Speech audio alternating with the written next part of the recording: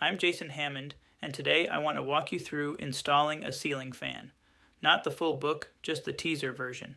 A ceiling fan is a light fixture plus a 30-pound spinning motor, and that second part changes the whole conversation about what box you can mount it to.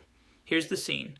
You're replacing an old fan that wobbles at medium speed, or you're taking down a fixture and putting a fan in the same hole, or you bought a beautiful wood blade fan and you're eyeing the ceiling hook where the old brass chandelier used to live.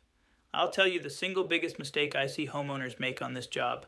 They hang a 30-pound fan from a standard plastic box that's screwed into drywall. 6 months later, they hear a crack and a fan comes down through the ceiling. Every time, it's the box. Before you start, confirm the scope. Look inside the existing box. A fan-rated box is stamped acceptable for fan support or shows a fan icon on the inside face. Metal pancake boxes are never fan-rated. Plastic boxes attached only to drywall are never fan-rated. If yours isn't rated, you install a retrofit brace, which is a telescoping bar that slides up through the hole and wedges between the joists. $15. No drywall cutting.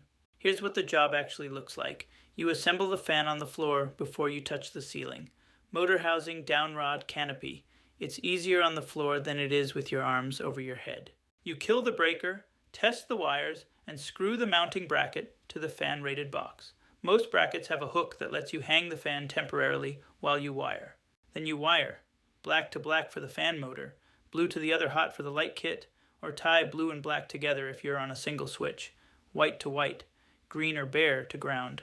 4 connections.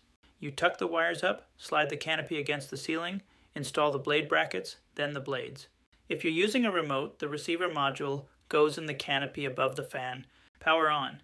If it wobbles at high speed, you use the balance kit that came in the box.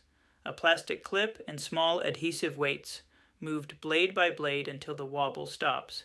The mistakes that double this job.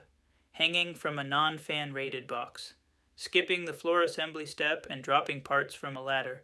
Tying blue and black wrong for your switch configuration and ignoring a wobble because it seems minor.